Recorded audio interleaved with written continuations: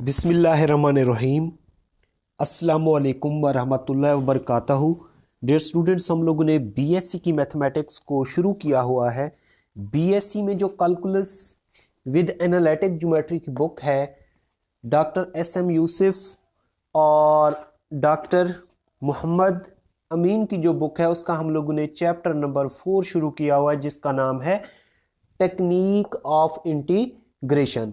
आज की इस लेक्चर में हम लोगों ने इस चैप्टर की एक्सरसाइज नंबर 4.1 को सॉल्व करना है जो कि पेज नंबर हमारे पास 129 पेज पे दी हुई है। ठीक है, इस पूरी बुक के जितने भी डेरिवेटिव और इंटीग्रेशन के फार्मूले हैं, अगर आप लोगों ने मेरा वो वाला लेक्चर देखना है, ठीक है, और फार्मूले अच्छे तरीके से याद करना है तो डिस्क्रिप्शन में मैंने लिंक दे दिया, वो लिंक ओपन करके डेरिवेटिव और इंटीग्रेशन के जितने भी फार्मूलाज हैं उनको अच्छे तरीके से याद कर लीजिए। ठीक है, डिस्क्रिप्शन में मैंने लिंक दे दिया है, वो लिंक ओपन कर लीजिए।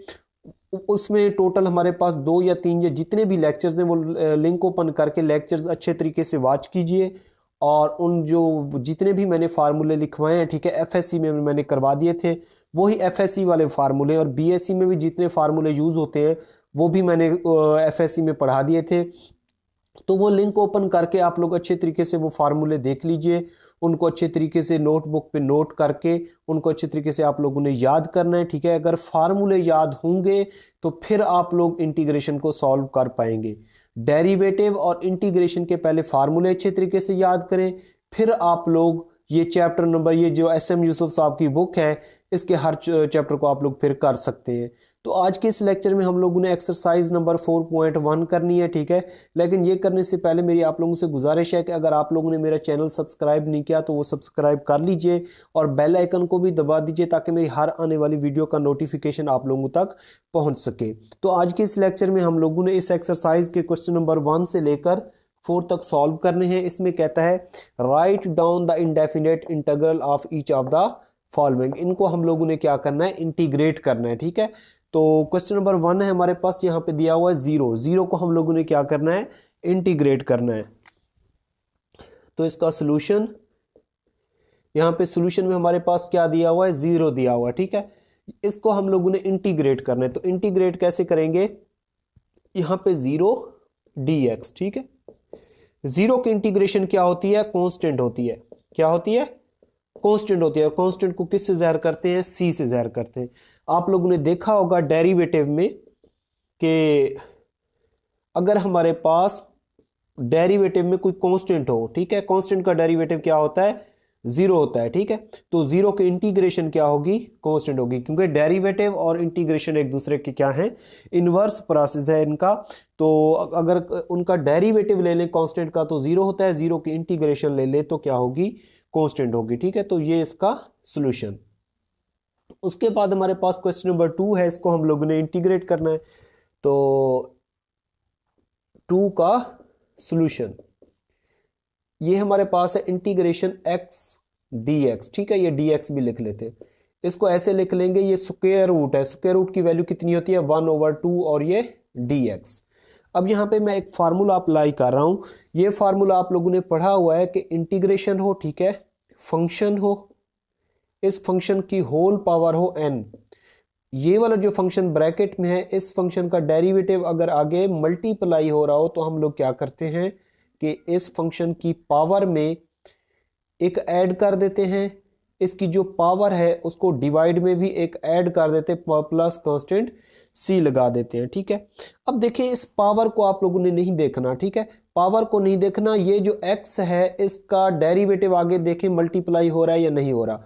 ये देखिए, इसको हम लोग इस तरीके से लिख सकते हैं, x 1/2। ठीक है, x का डेरिवेटिव अगर आगे मल्टीप्लाई कर दें 1, कोई फर्क नहीं पड़ेगा। क्यों मैंने 1 मल्टीप्लाई किया, ये फार्मूला बनाने के लिए। अब देखिए पावर को छोड़ के इस x का डेरिवेटिव लें, x का डेरिवेटिव किसके बराबर होता है, 1 के बराबर। तो पावर को छोड़ के इसका डेरिवेटिव आगे मल्टीप्लाई हो रहा है तो हम लोग क्या करेंगे, यही वाला जो फंक्शन है इसकी पावर में एक ऐड कर देंगे, डिवाइड में भी एक ऐड कर देंगे, प्लस कांस्टेंट c लगा देंगे। ठीक है, तो ये हमारे पास हो जाएगा is equal to x 1/2 plus 1, इसका एलसीएम लेंगे तो 1 + 2/2, 1 + 2/2 2 प्लस कॉन्स्टेंट ऑफ इंटीग्रेशन सी। तो ये हमारे पास हो जाएगा, बल्कि इसको इंटीग्रेशन को सॉल्व कर लिया हम लोगों ने, इंटीग्रेशन लगाने की जरूरत नहीं है। तो ये हो जाएगा x 3/2 divided by 3/2 plus constant C. तो 3/2 की वैल्यू उलट हो जाएगी, ये आ जाएगी 2/3 x 3/2 प्लस कॉन्स्टेंट सी। तो ये हमारे पास क्वेश्चन नंबर 2 का सॉल्यूशन आ जाएगा। ठीक है, उसके बाद हमारे पास इस एक्सरसाइज का क्वेश्चन नंबर 3 है, इसको हम लोग सॉल्व करते हैं। क्वेश्चन नंबर 3 है, ये हमारे पास जो फंक्शन दिया हुआ है यहाँ पे 1 plus x divided by x, इसको हम लोगों ने क्या करना है, इंटीग्रेट करना है। 3 का सॉल्यूशन, तो इसको हम लोग लिखेंगे integration 1 plus x over x. ठीक है, इसको ब्रैकेट में लिख लें, और ये डी ऑफ एक्स। इसकी हम लोग इसको, ये वाला जो एक्स है ना, दरमियान में जब कोई 2 या 3 टर्म्स आ जाते हैं दरमियान में प्लस या माइनस हो, तो उसको ऐसे लिख सकते हैं।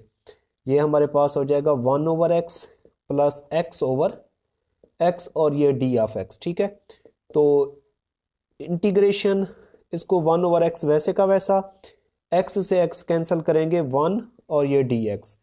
इंटीग्रेशन को ये दो फंक्शन है, दोनों पे अप्लाई कर देंगे, तो ये हो जाएगा integration 1/x dx plus integration 1 dx। ठीक है, अब यहाँ पे ये फंक्शन इसका डेरिवेटिव ऊपर मौजूद है, ये फार्मूला आप लोग पढ़ चुके हैं। ठीक है, ये फार्मूला आप लोगों ने पढ़ा हुआ है कि डिनोमिनेटर में कोई फंक्शन हो, न्यूमिनेटर में इस फंक्शन का डेरिवेटिव ऊपर मौजूद हो, तो हम लोग क्या करते हैं, लॉग नेचुरल फंक्शन प्लस सी लगा देते हैं। ठीक है, एक्स का डेरिवेटिव लेंगे विद रेस्पेक्ट टू एक्स, तो क्या होगा 1। फंक्शन का डेरिवेटिव ऊपर मौजूद है, तो हम लोग क्या लिखेंगे, इसको is equal to log natural x का नीचे वाला फंक्शन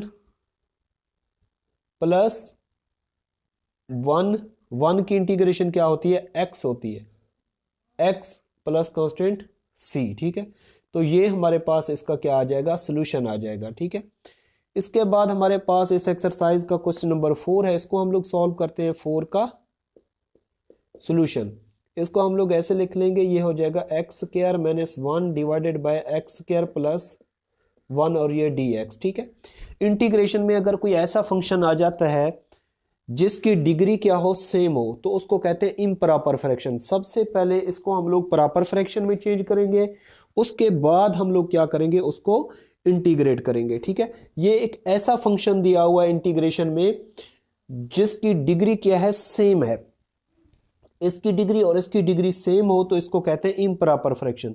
तो सबसे पहले इसको प्रॉपर फ्रैक्शन में चेंज करेंगे, फिर इसके बाद हम लोग क्या करेंगे, इसको इंटीग्रेट करेंगे।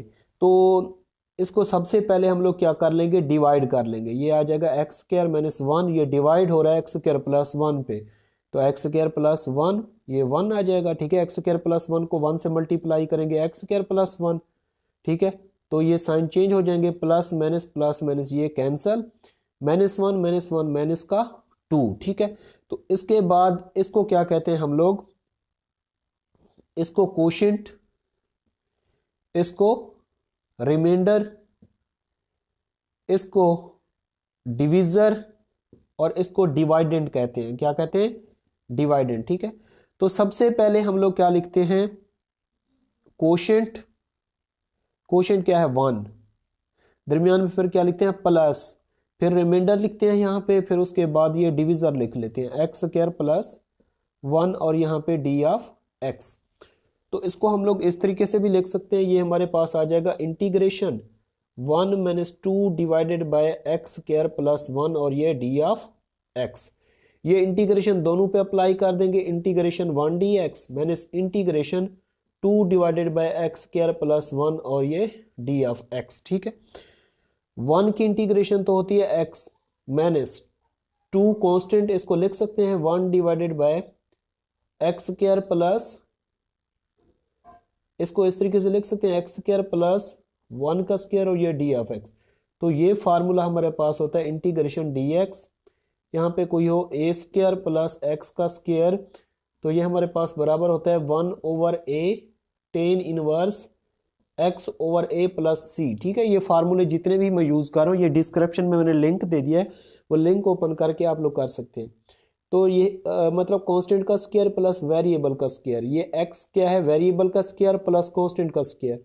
तो इसको लिख सकते हैं x माइनस 2 1/a, a की जगह पे क्या लिखा हुआ है, 1 लिखा हुआ है, तो 1/a tan इनवर्स, x की जगह पे x लिखा हुआ है वैसे का वैसा, a की जगह पे 1 प्लस c। तो इसको लिख सकते हैं x minus 2 tan inverse x plus constant c, ठीक है। या ऐसे भी लिख सकते हैं x minus 2 tan inverse x को ऐसे भी लिख सकते हैं आर्क tan